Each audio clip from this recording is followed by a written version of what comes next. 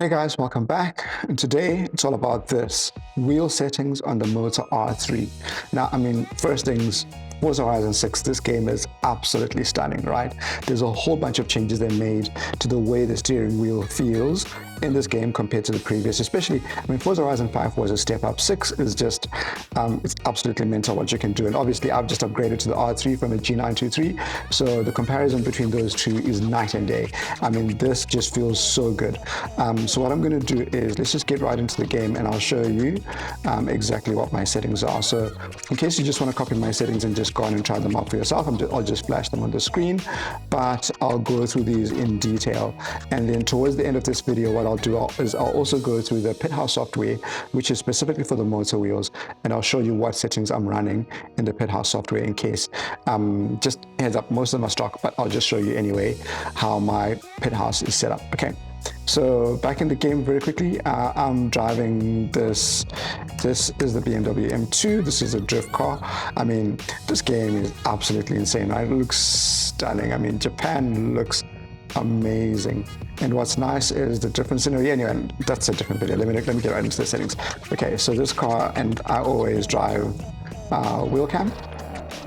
This is me right here. This is home, right? And as you can see,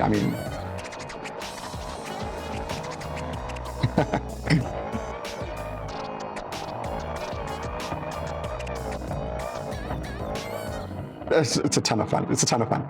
But anyway, let's get into the settings. Okay, so first things first, what you want to do is when you get into your advanced settings, I always keep, let's just start over here where I've got the dead zones. I don't use any dead zones. I like my pedals very sensitive, which means, and my steering wheel as well, which means the minute I turn it, I want it to respond, even to the most minute of my inputs. So I keep these with 0 dead zones. Same thing, linearity is 50%, 50%, which means that it's always like a linear curve when you're turning the wheel. It's not like you turn it a little bit and it turns a lot, or you turn it a lot and it turns a little bit, okay? But so I keep it linear where it just, exactly how I'm turning is exactly how the wheels are turning in the game. Same thing with the dead zones on the acceleration and deceleration on the brake. I don't have a clutch, so that's fine. I don't have an e-brake either. And let's go down here. I think this is where the most interesting bit is, right? The first thing is you've got your vibration scale.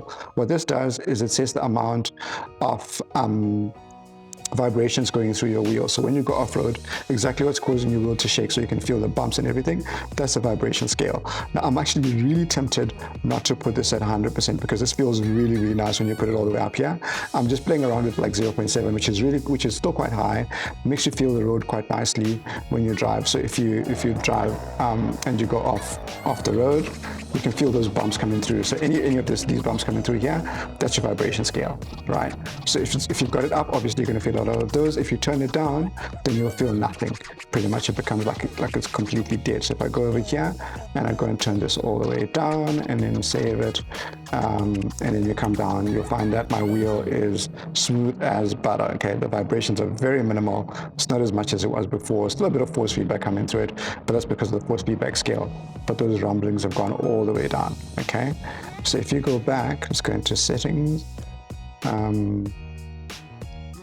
Then if you go down here, so I like keeping my vibration scale a little bit up, 0.8, 0.7. Force feedback is obviously the forces that are going through your wheel, so what's making your wheel turn, okay? So I like turning it all the way up, and I've got the Moza R3 for a reason, moving from a Logitech, so I want to feel maximum forces going through my hands. If you've got kids playing on the wheel, obviously, like I get my children jumping on the wheel sometimes, and they can't handle this torque so much, so what I do is I turn it down a little bit for them, so they don't obviously struggle to control the car. The next thing which is very interesting is the center spring. Now I will keep this on 0. What the center spring does is it's a force that's trying to keep your wheels straight, right? So which means if you turn it all the way up, I'll just show you what it does. I'm going to save this and go back into the game. So the center spring is trying to force the wheel center. Let me just go into the road a little bit here and I'll show you what it's doing. All right, so if I go over here, okay, car's dead straight, right? And then if I start moving it, look at this. So if I move it a little bit, it's trying to keep my wheel safe. But what it's doing now, when it starts oscillating like this, is it's obviously moving to this side, then it tries to move it straight, moves it a little bit past and moves over to this side, tries to keep it straight, moves it up. So it ends up oscillating back and forth like this. So it looks like this when you have this setting on. There you go. So you might feel that when you're driving, it's just doing this. okay? Because it's trying to keep it center and it keeps jumping between force and force, right? So even if I try to move my hands like this, I can feel literally that there's a force that's on this side, like a block on this side and a block on this side. It's really trying to keep it center. It feels pretty good. Like, I mean, if you like the kind of feeling as you drive, it's pretty good because it really resists you as you move it. It's really trying to keep it dead straight, right? But again, it does cause a wobbling effect if you find you've got that, along with another setting, which I'll show you in a second. So I prefer not to have this on at all. What I find is with these cars and the way the game works is, so it's a center spring, turn it all the way down, is the wheels are always, you want the wheels you don't want the wheel to try to keep center. You want it to behave and to be aligned with exactly what your tires are doing on the car, right? So which means if my tires are moving this way, the wheel will want to respond in exactly the same way as the tires are facing. So when you start drifting and you move it this way, it wants to go in, not to center, it wants to go to exactly the same place where the wheels in the actual car are pointing, which is exactly what you want. So you don't want to try to force it to center, you want it to force it to go to be free to move exactly with where the wheels are pointing in the car. And that's how you can then, have these nice drifts where you then force it to do something else and it responds in a beautiful, beautiful way. Also, the nice thing is this car comes and tries to crash into me.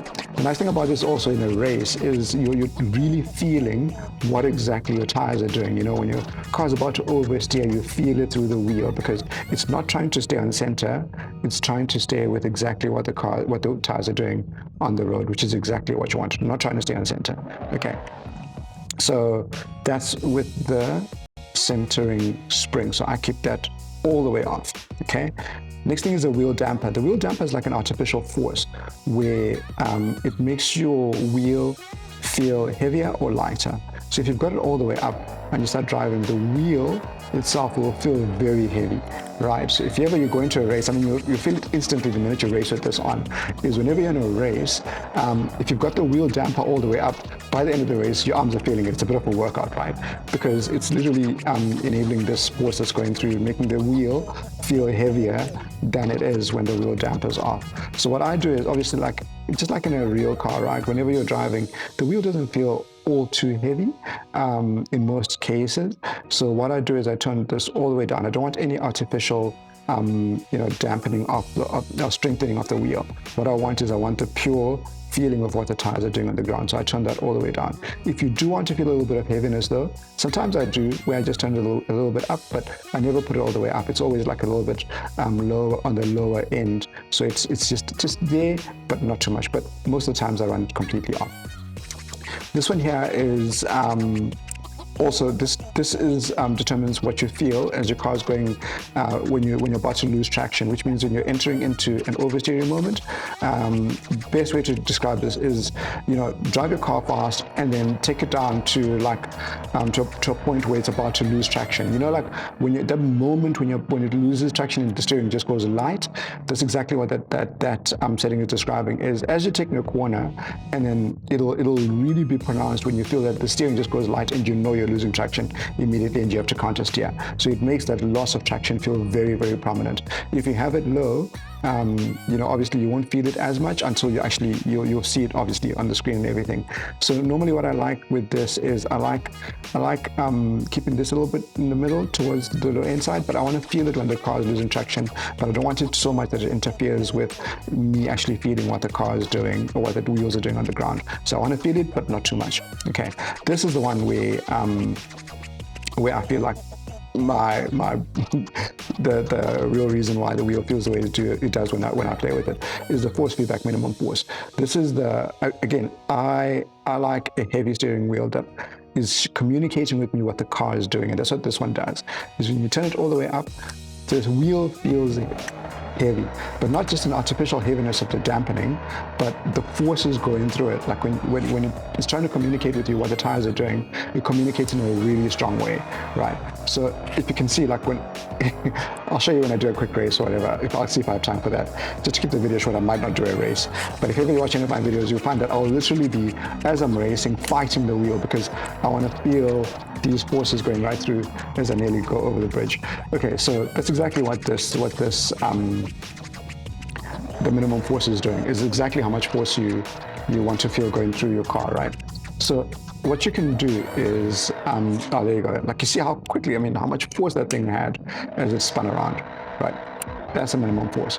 If you find that this is a bit too much for you, what you can probably do is play around with turning it down, right? So if you turn this down, you'll still feel what the wheel is doing, but it won't be as pronounced. It won't be as heavy as it is when you've got it so high as I do. So if I turn this down, just turn it down all the way over here, and then get back into the car, and you'll feel that I can still feel what the car is doing. See, it's still spinning, the wheels showing me what the wheels are doing on the ground, but it's much, much lighter. I can kind of turn this.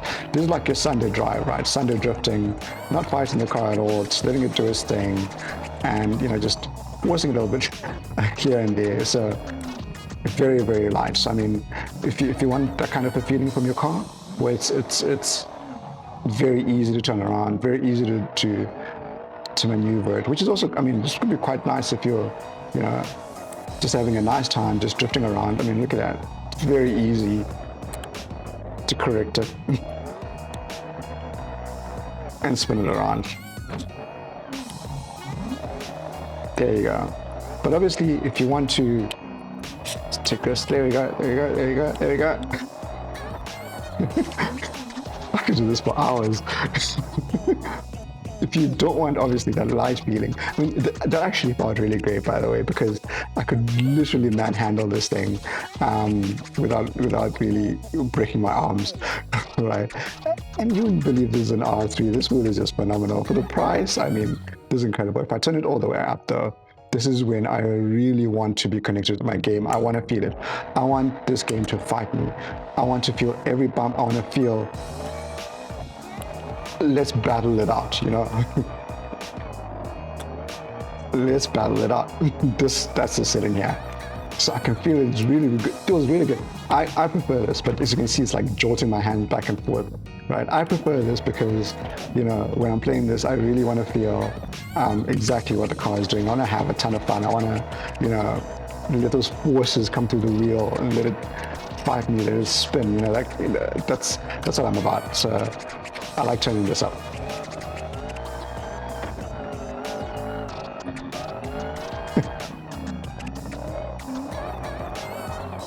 Oh man. The one thing with this game is the traffic. So much traffic. You can't get a nice clean drift in. But that's okay. That's okay. Let me not complain. Forza Horizon 5 was dry. We didn't have traffic. Here we've got tons of traffic. Okay. But anyway, that's a minimum force. Let's move on so I don't make this video too long. Having too much fun. Okay, the road feel scale, the load sensitivity, this one's actually quite a nice one as well. What this one does is, just think of this when you're driving like a big bus, right? And then you turn the bus, you know, the bus is going to sway over this side. And then what this load sensitivity will do is it will then communicate with you that weight of a vehicle and the weight transferring left to right, okay? So that lateral load. So what you'll find is if you've got, especially when you're driving some of the bigger vehicles and driving off-road vehicles, you'll feel that this thing, when you've got the load sensitivity on high, you can feel that your wheel communicating to you the way the load is moving from side to side, okay? Sometimes if you just want like a flat, you know, kind of, you know, we don't want to feel that sensation, I recommend you have a feeling of it. So maybe put it, if you don't like that too much, you can put it down to about 0.9 or even a bit lower if you don't like it. I mean, if it's really overpowering and you don't want to feel that. But in my case, and I was just playing around with this, I do like it a bit high so I can feel that load, so I can feel what the weight of the car is doing as it shifts around, right? But if you turn a little bit further down, you can. But again, I like feeling that, and I'm just playing around with it like this. The next setting we've got here is the road feel. And what happens with the road feel is this determines how much of the road bumps and everything you feel, like the textures on the road, right? So again, with me, I like feeling the texture on the road, especially when you're going in a straight line, for example. You're booting it down the straight and you want to feel, you know, those rumbles on the road as you do that. That is a road feel scale. Okay, turn this all the way down. Your road will feel very smooth as butter, but obviously turn it up and it'll feel a bit bumpy even when you're going in a straight line on a flat surface. That's what this does. Off-road feel is exactly that. So same feeling, but this time off-road. If you turn it all the way up, you're going to have a popcorn ride. I mean, this thing is going to be, jumping back and forth all the way through, and it might cause a lot of rattling if you've got this on a desk or anything, obviously. So I turned this a little bit down. When I go off-road, I like feeling the bumps. And you will, even though it's this slow, you will still feel some bumps. It's not going to be dead completely. You will feel that, this car's gone off-road, and you can feel, there you go. So if you look at the wheel, I can feel these bumps going through still, right?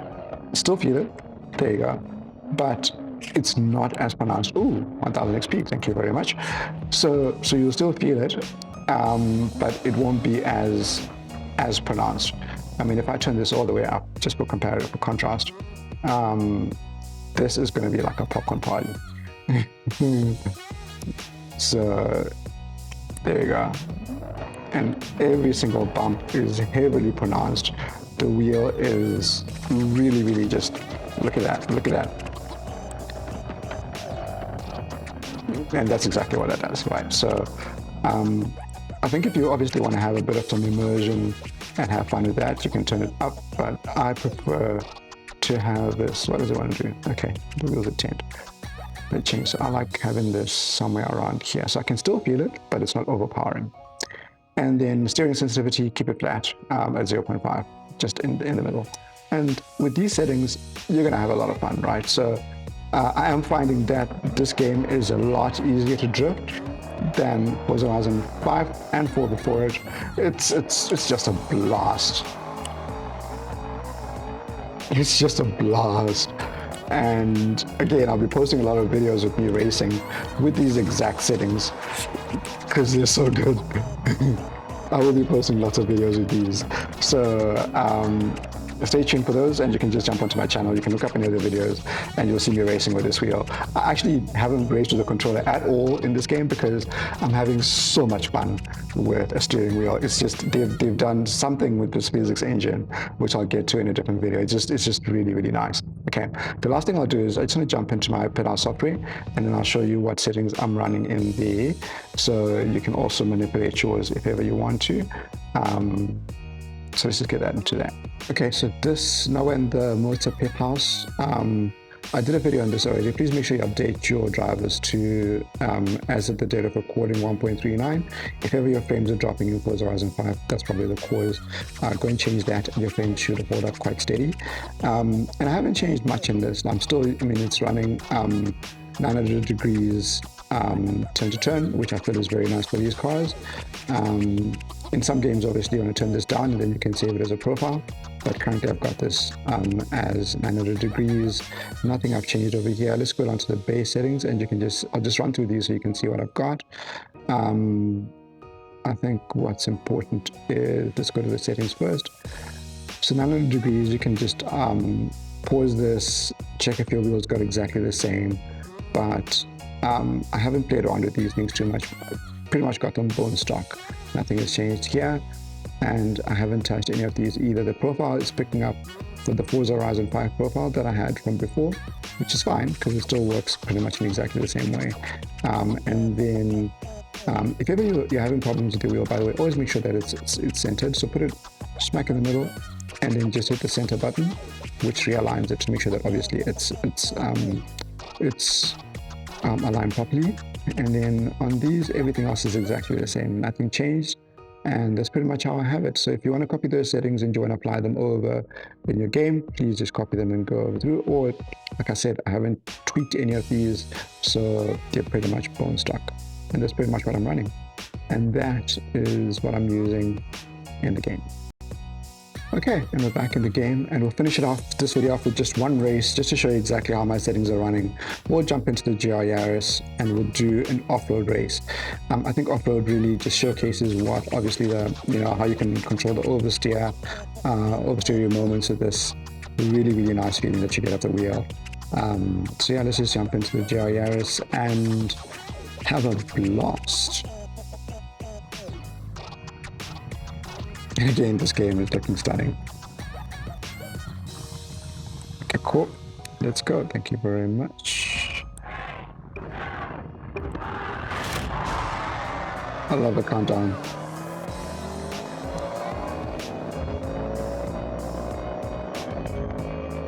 This first couple of gear changes were not too good. I can feel the rumble. Oh, there we go. Very nice force. And remember, I turned this off-road fuel scale down, but I can feel such strong rumblings going through my hands.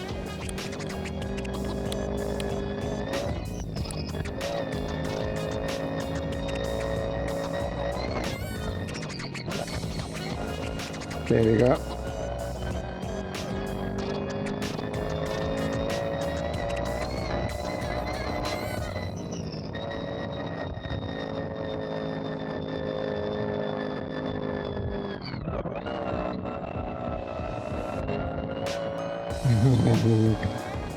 Dodgy gear shifting. But as you can see, I'm able to control this car pretty well. Like, feel the oversteering moments, force it to do what I want to do.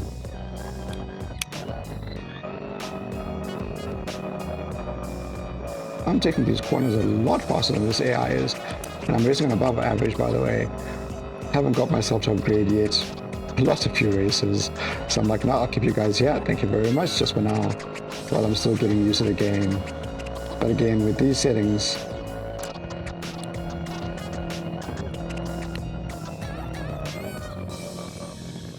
I was able to catch that. Oh man, thought I'd missed that flag.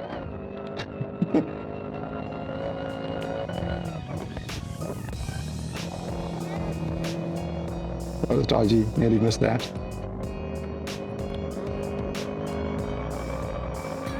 Come on, come on, come on, come on. You can do this. Oh, what a sight.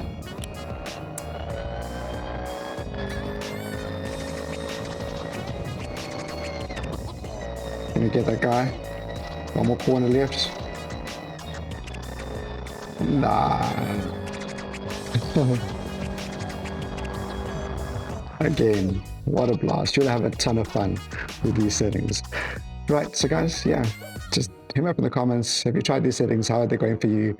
Is there anything that you've seen that you would recommend that I try differently? Because currently as it is, I'm really enjoying it, but obviously you can try it out. Let me know how you're running your settings. And yeah, catch you in the next video. Peace out.